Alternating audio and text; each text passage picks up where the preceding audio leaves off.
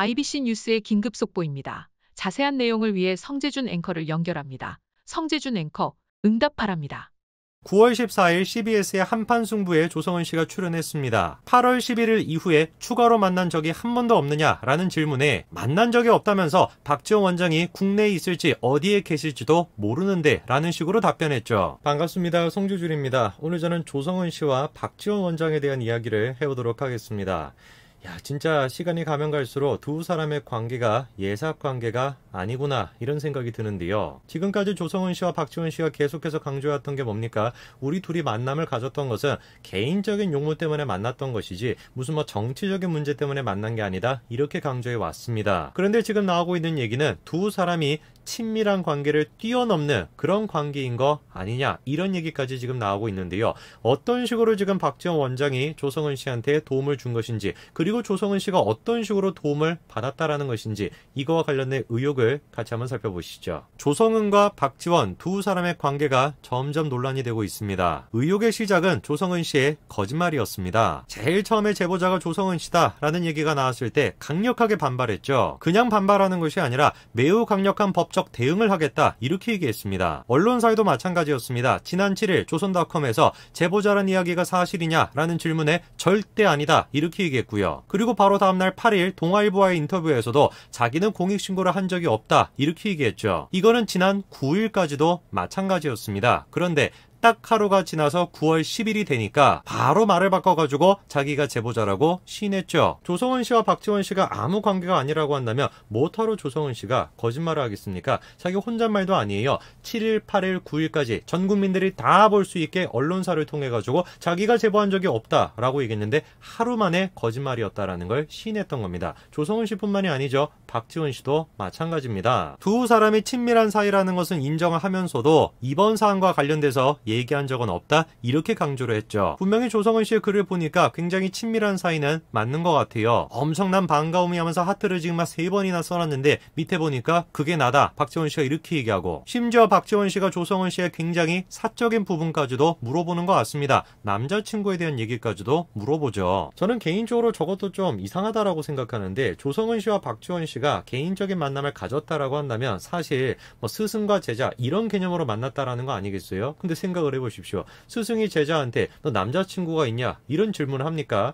적어도 제가 봤을 때 저런 식의 질문은 굉장히 비상식적인 질문입니다. 그리고 조성은 씨 본인 스스로가 실토했죠. 의혹 보도가 됐던 날짜가 원장님이나 제가 원한 날짜가 아니었다. 9월 2일이라고 하는 날짜는 우리 원장님이나 제가 원했던 거나 제가 배려받아서 상의했던 날짜가 아니거든요. 분명히 이렇게 얘기합니다. 그러면 이번 사건과 관련된 대화가 전혀 없었다라고 했던 박지원 원장의 얘기가 거짓말이 되는 거죠. 그랬더니 부랴부랴 앵커가 수습하려고 하죠. 박지원 원장에게는 이 건과 관련해서 어떤 얘기를 하지 않았다 이 점을 얘기하시는 거죠. 이럽니다. 말이 안 되는 짓거리를 지금 하고 있는 것이죠. 조성은 씨가 분명히 뭐라고 했습니까? 우리 원장님과 제가 원했던 날짜가 아니다 이렇게 얘기를 했는데 그 말이 어떻게 이 건과 관련돼서 박지원 원장한테 아무 얘기도 안 했다라는 걸 확인시켜 주시는 거죠. 이렇게 나올 수가 있습니까? 오히려 지금 확인시켜 주는 것은 이 건과 관련돼 가지고 박지원 원장과 조성은 씨가 함께 논의했다 이거를 지금 확인시켜 주는 것이죠. 그리고 두 사람이 만났다라는 거에 대해서도 계속해가지고 거짓말을 하고 있습니다. 지금까지 알려졌던 거는 8월 11일 날 롯데호텔에서 두 사람이 만났다 이렇게 지금 알려지고 있었죠. 그리고 일전에 2월 달에도 박지원 원장을 만났다고 알려졌죠. 그러니까 지금까지 박지원 원장이랑 조성은 씨 두 사람이 만났던 거는 두 번으로 알려지고 있었습니다.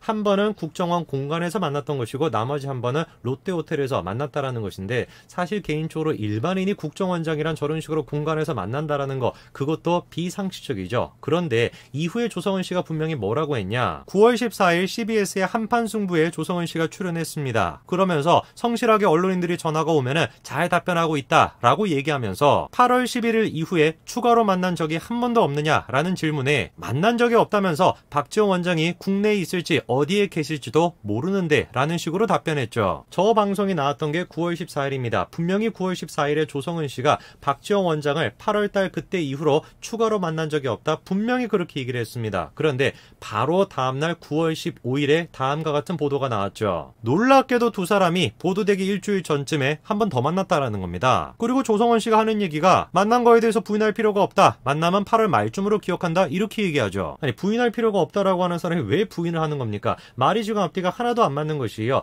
처음에 이제 공익제보자 그 문제에 대해서도 7일, 8일, 9일까지 계속해가지고 아니라고 얘기하다가 하루아침에 말을 바꾸더니 박지원 원장과 만난 것 또한 마찬가지로 9월 14일까지는 아니다 라고 얘기했다가 9월 15일 날 보도가 나오니까 그제서야 추가로 만난 게 맞다. 이렇게 지금 시인하고 있는 거죠. 박지원 원장 또한 마찬가지로 국정원은 100% 개혁이 됐다. 정치 개입하지 않는다. 계속해서 강조하고 있습니다. 재차 조성은 씨도 많은 사람을 만나다가 만났던 것이지 제보에 대한 얘기는 없었다. 근데 저 말을 믿을 수가 없는 게 조성은 씨의 말이 계속해가지고 바뀌는 거 그것뿐만 아니라 조성은 씨의 행동을 봤을 때도 의심이 갈 수밖에 없습니다. 자, 8월 달에 조성은 씨와 박지원 씨가 만났던 날짜가 8월 11일이었습니다. 근데 이번에 공개된 거를 보니까 8월 10일과 8월 12일, 즉 박지원 원장을 만나기 직전과 직후에 텔레그램을 11장 정도 캡처했다라는 게 밝혀졌죠. 하필이면은 박지원 원장을 만나기 직전과 직후에 텔레그램 대화를 11장 정도를 캡처를 했다. 이거를 우리가 어떻게 이해해야 될까요? 조성은 씨가 지금 얘기하는 것처럼 박지원 원장이 얘기하는 것처럼 정말로 정치적인 개입이 아무것도 없었다라고 한다면은 저거에 대해서 떳떳하게 얘기할 수가 있어야 되겠죠. 그러나 조성은 씨가 보여주는 행동은 정반대입니다. 참으로 희한하게도 조성은 씨가 텔레그램 대화방을 폭파했다고 합니다. 조성은 씨가 자신의 휴대전화를 지난 9일 공수처에 제출을 했는데 원래는 조성은 씨가 대화방을 유지하고 있었는데 고발 사주 의혹 첫 보도가 나온 직후에 대화방을 폭파했다는 거죠. 저거는 지금 말이 안 되는 것이죠. 사실상 조성은 씨가 자신의 주장을 뒷받침해줄 수 있는 증거를 스스로 훼손했다라는 겁니다. 상식적으로 말이 되지 않죠. 뭐하러 자기의 주장을 뒷받침할 수 있는 증거를 훼손하겠습니까? 이유는 한 가지밖에 없는 거 아니겠어요?